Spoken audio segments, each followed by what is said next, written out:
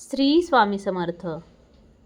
गुरुर्ब्रह्मा गुरुर्विष्णू गुरुर्देव महेश्वरा, गुरु साक्षात परब्रह्म तस्मै श्री गुरुवे नमः. तस्मै श्री गुरुवे नमः. तस्मै श्री गुरुवे नमः. श्री गुरु. गुरु म्हणजे काय? गुरु एक तेज आहे. गुरूंचे एकदा आगमन झाले की मनातील संशयरूपी अंधकार कुठल्या कुठे पळून जातो.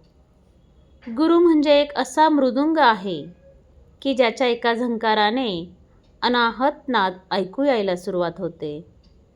गुरु म्हणजे असे ज्ञान आहे की ज्याची प्राप्ती झाल्याबरोबर मनातील भयाची सगळी भावनाच लोप पावते. गुरु ही एक अशी दीक्षा आहे की ज्याला गुरुदीक्षा प्राप्त झाली तो हा भवसागर तरून गेलाच म्हणून समजा. गुरु ही एक अशी नदी आहे जी सतत आपल्या प्राणांतून वाहत असते. गुरु म्हणजे असा सतचित्त आनंद जो आम्हाला आमची खरी ओळख करून देतो. गुरु म्हणजे एक बासरी आहे जिच्या नुसत्या मंजूळ आवाजानेच आपले मन आणि शरीर आत्मानंदात मग्न होऊन जाते. गुरु म्हणजे केवळ अमृतच.